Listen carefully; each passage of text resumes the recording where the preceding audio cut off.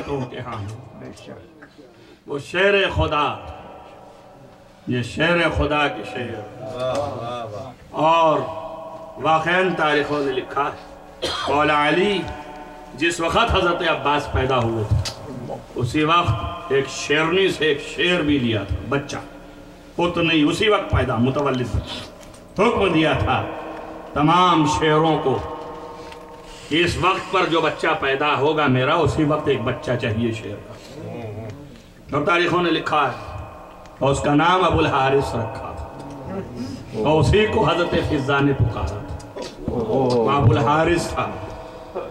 اتنے دن تک وہ بھی پلتا رہا جتنے دن تک عباس پلتے رہے، اس کے بعد پھر جنگل میں چھوڑ دیا گیا۔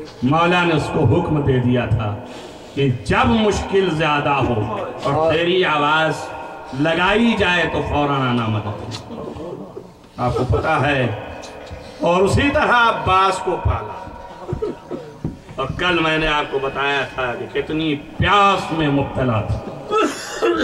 عزیزو، حضرت عباس نے نہ تنہا اپنی جان نثار کر دی سبط رسول پر، بلکہ اپنے جوان بیٹوں، تاریخوں نے لکھا ہے آپ کا ایک بیٹا 19 برس کا تھا اور ایک چھوٹا تھا، بعد میں اختلاف بھی ہے محمد نام تھا کہ فضل نام تھا۔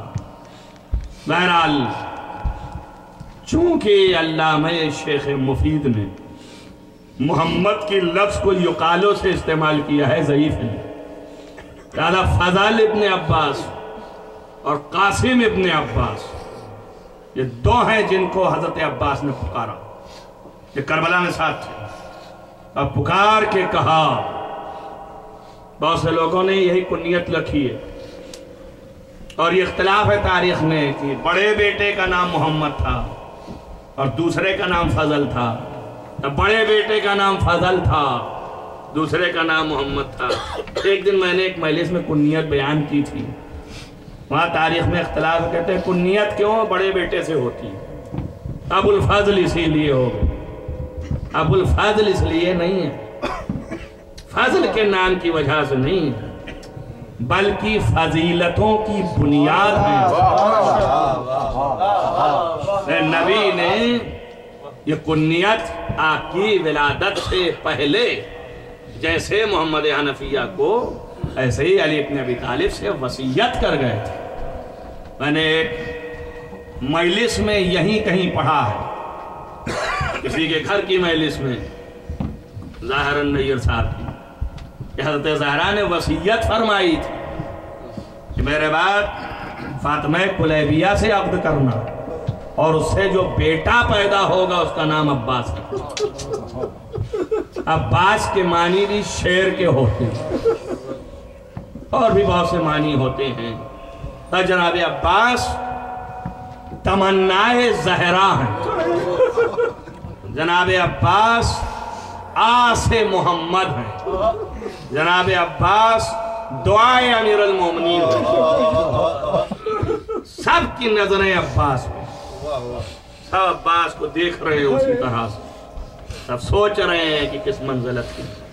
ابو الفضل عزیزو ایک عالم دہر نے، عالم زمانہ تھا، ایک واقعہ لکھا ہے اور مستند واقعہ علماء کے درمیان مانا جاتا ہے، کسی کے خواب کو کبھی کریڈٹ نہیں دیا جاتا اس وقت تک جب تک کہ وہ خواب مستند نہ ہو جائے۔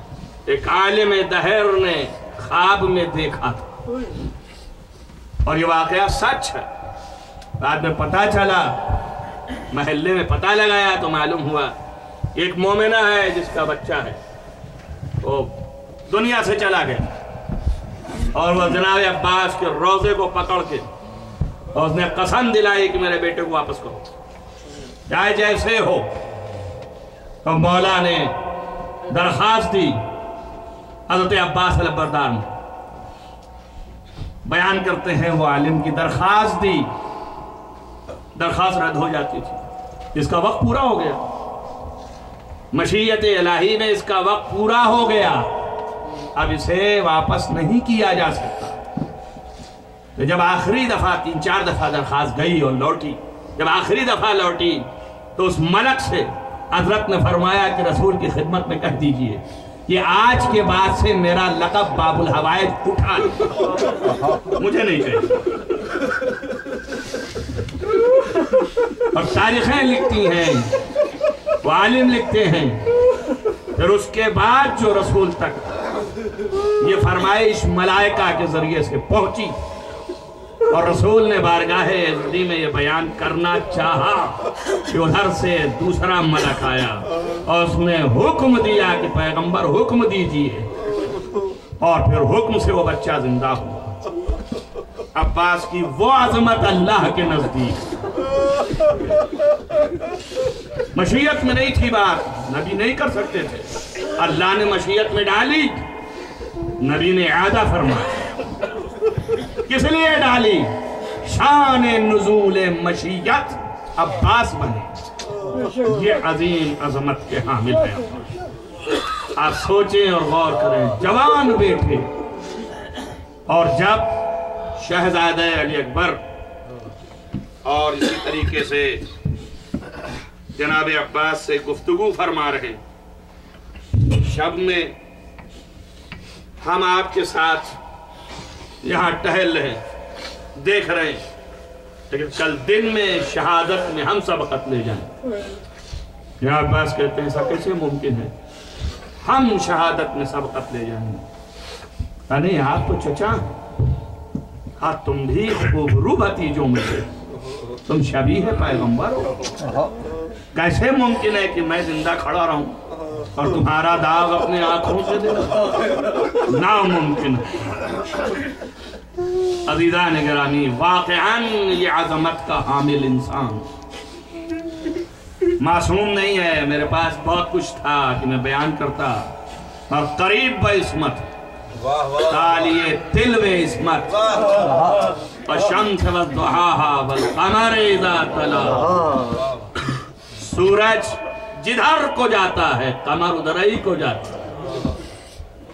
آفتاب امامت، یہ ماہتاب قمر بنی ہاشم ہے، قدم بقدم امامت، تل بتالی۔ جو حسین ابن علی کو مصیبت، وہی مصیبت عباس کو۔ امام علی مقام پر پابندی تھی، جنگ نہیں کر سکتے تھے۔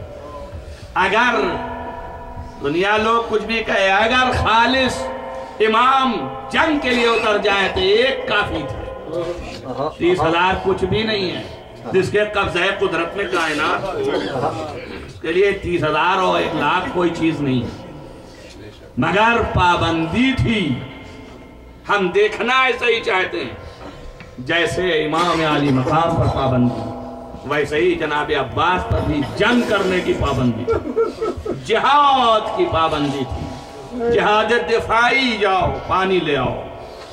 روایات کہتی ہیں امام علی مقام کو مصیبت یہ ہے کہ 2 بیٹے کربلا میں شہید ہوئے، علی اکبر اور علی اصغر، دونوں ماہناز بیٹے تھے۔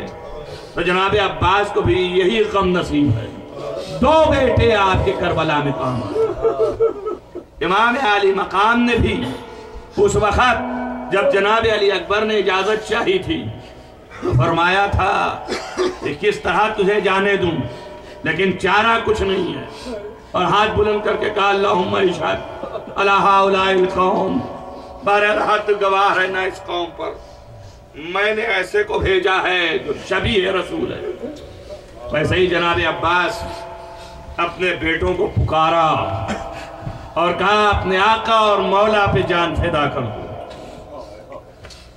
میرے لیے کوئی چارہ نہیں ہے سوائے اس کے کہ میں اپنے آنکھوں سے تمہیں خون میں تڑپتا دیکھوں۔ یہ کلیجہ باپ کا ہے، اور ایک فقرہ مقتل نے لکھا، کہا دیکھو پدری محبت کا تقاضا ہے کہ تم سے زیادہ مجھے کوئی عزیز نہیں، لیکن تم سے بھی زیادہ جو مجھے کوئی عزیز ہے تو حسین ابن علی، میں اسی وقت راضی ہوں گا جب تم ان کے قدموں پہ خون میں تڑپتے ہوئے نظر آؤ۔ مگر ایک چیز یہاں پر فرق کرتی ہے، سارے مصائب حضرت عباس نے برداشت کیے ہیں، پر ایک مصیبت نہیں برداشت کی۔ وہ مصیبت یہ ہے کہ جب یہ دونوں جوان شہید ہوئے تو عباس در خیمے پہ رہ گئے، حسین پہلے پہنچے اور ان کے سر کو اٹھا کے اپنے داموں پہ رکھا، پیار کیا، ان سے باتیں کی، اور وہاں پہ وہ بچے شہید ہوئے۔ باپ چہرہ نہیں دیکھ پایا، اپنے سے میت اٹھا کے لائے خیمے تک، پھر عباس کو پکڑ کے بٹھالا اور کہا اپنے بچوں سے مل لو۔ میں اتنا کہوں گا آقا عباس، ساری مصیبت آپ نے برداشت کی، مگر یہ مصیبت نہیں برداشت کی۔ باپ تنہا تھا، ایک بیٹے کی میت اٹھانا چاہتا ہے مگر اٹھا نہیں پا رہا، ایک بیٹے کو ہاتھ میں لیے ہے، ظالم نے تیر مارا۔ جزاکم ربکم خیر الجزا۔ بس عزیزان کرام، ساری مصیبتیں حضرت امام عالی مقام سے ملا لی۔ بس مولا چند جملے اور آپ کے سامنے ہیں، مجلس تمام ہے، یہ فرمائش ہی ہے کہ آج عباس، تو میں نے شروع سے حضرت عباس کی پوری ہسٹری آپ کے سامنے رکھ دی کہ آپ دیکھیے کتنے عظیم شخص ہیں۔ ابھی تو فضائل و مناقب شروع ہی نہیں کیا تھا، وقت تمام ہو گیا، آپ ان کے فضائل و مناقب جانے کی کیا، ائمہ جو ہیں ان کے فضائل سے دیکھ کر کے خوشحال ہو جاتے ہیں اور ان کے مصائب انتہا کے۔ بس عزیزان گرامی، کل بھی آپ نے سنا جب جوانوں کی میت سامنے آ گئی اور امام عالی مقام نے کہا کہ دیکھو یہ تمہاری اولادیں ہیں، امام نے جھک کے بچوں سے کہا تم نے میری ماں کو سرخرو کیا، میرے نانا کو سرخرو کیا۔